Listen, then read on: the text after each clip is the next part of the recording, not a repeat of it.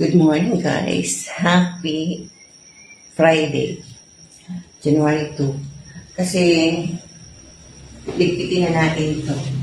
Yan. Ligpitin na natin siya para sa ating. Kasi ito na naman. Pwede na siguro ligpitin ito. Kasi hindi ko alam. Ligpitin na natin at itabi. Yan.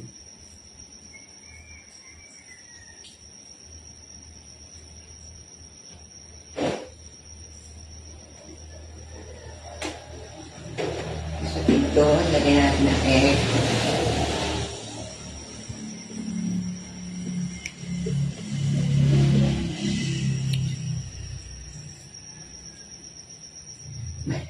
May itlog tayong maalat, no? Ang dami kong itlog na maalat. Hinihintay ko lang yung kamatis ko. So, ito. Natin ito. Tapos ito. Sabihin natin yung egg. Kumusta naman po ang inyong New Year? Kumusta ang New Year nyo? Share na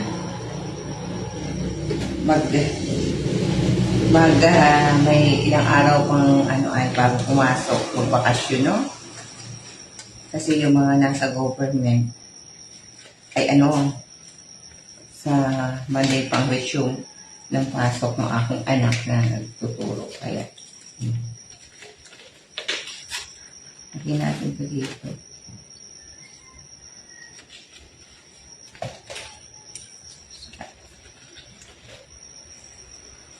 Para maitabi natin.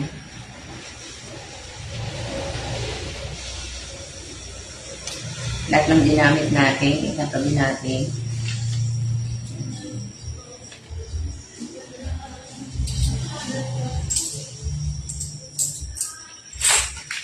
Yan, tabi natin yan.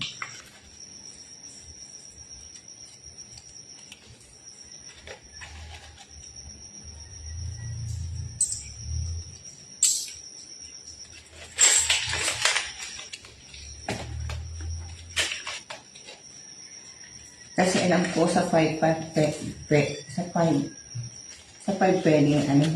o bukas. Pero yan ako. Kasi tapos na naman ang New Year, diba?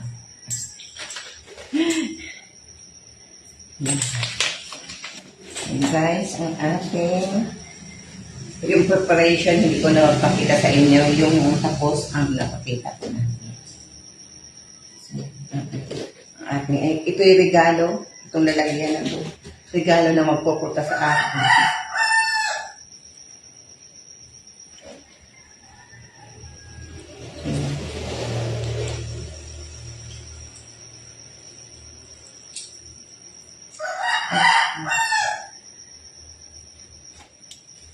Ayan. Ayan lang guys, ang ating pagtanggal ng ating para sa ating lucky charm for New Year. Yan.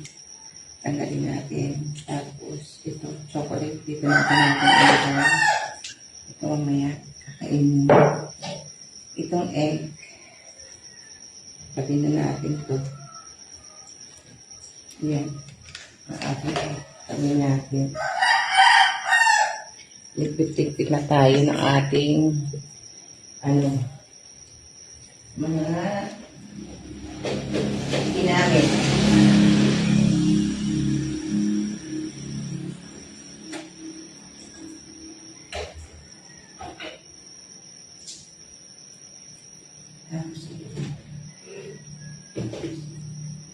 Yung bigas, lagyan natin dito. Kasi bago itong bigas ako. Ito yung natamaan ko sa sa barangay. Ito yung natamaan ko sa barangay itong kalipili.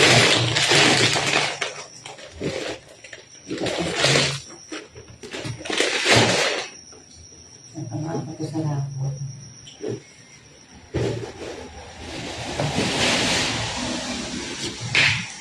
So, ito ang ating natin pinasan. Kasi bago ko, yung bigas ko kasi nasa ibang lalagyan.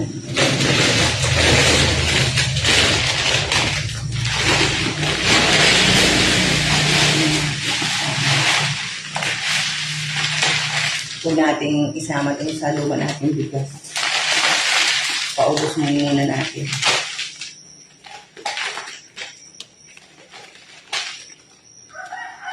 Ayan guys. Tapos na tayo sa pagligpit. Guys, Christmas tree naman ligpitin natin.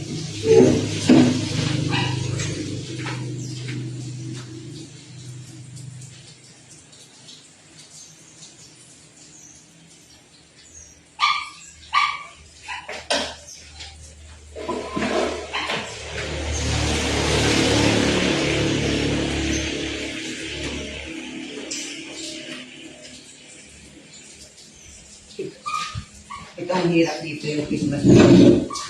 Hirap ang ligpit.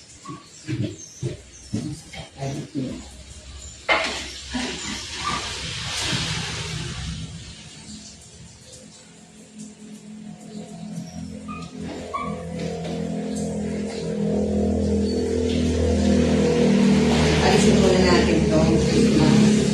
Ito natin. For next year. Ano kayang motifs natin next year? No?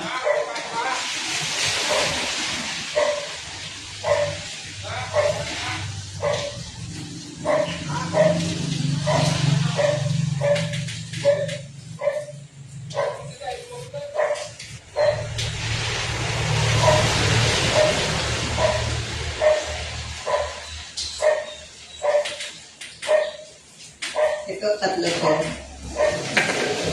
Ito, tatlo to para sa aking tatlong anak. 1, 2, 3.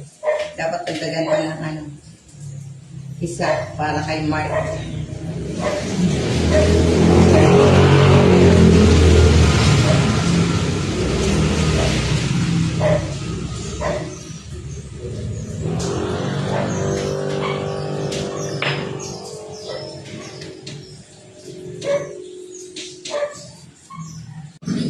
So, binaba na lang natin guys ng hindi tayo mahihirapang magligpit. Ayan. Yan. Para hindi tayo mahihirapang magligpit nito. Tapos na lang. Ayan guys. So, ayan guys. Ibabaksan lang ulit natin siya. Ilalagay na natin sa plastic. Yan ang ating mga nagamit na Christmas decoration. So, yan. Pipit na lang natin. Lagay natin sa box. Pwede na tayo mag-general cleaning uli. Yan. Kasi umuulan, kaya mas pinili po na ligpitin ko na ito ngayon. Kasi hindi ako makakapunta ng rooftop dahil magdamag ang ulan, ang lakas. Yan. Kaya, ayan, ngayon natin ligpitin to. Good morning, guys. Tara, magluto tayo ng pinisang tilapia. Dahil naka-harvest tayo ng pechay. So, yan ang gagawin natin. Sayang kasi. Yung ingredients natin, luya, sibuyas, paminta, ito, pechay, at saka itong ano lang, isda, ganyan lang. Ito, papakuluan natin to bago natin ilagay ang isda. Yan. Tapos lagyan natin ng paminta, tapos kulay, tapos seasoning. Yan lang. Kasimple ulam to ng tamad. Naglalaba kasi ako eh. Kaya yan guys. Kulo na ang ating tubig. Lagyan na natin yung sibuyas. Luya. Yan.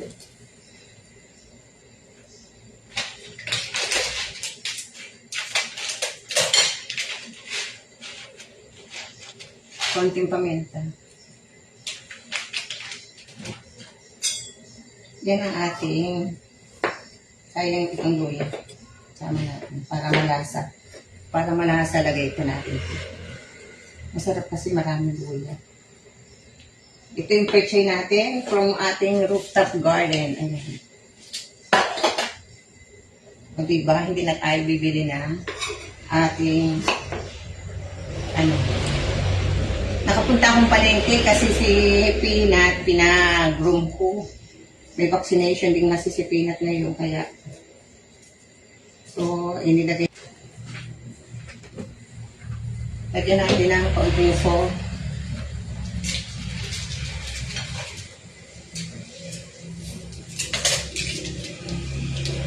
Ang ating seasoning. Yan. Pakuluin pa natin para lumasa yung ating. Madali lang kasi magluto nito. Lagay na natin yung ating tilapia.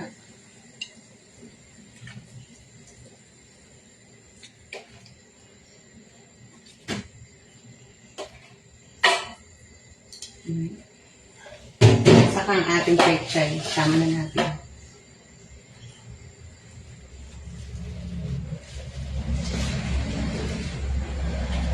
Ito ang palaya pang pakso natin. Bango. Ayan guys, ang ating pinesa.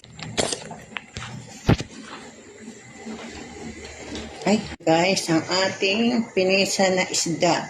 Ito na yan. Ayan, katangin natin. Luto na to. Ito na.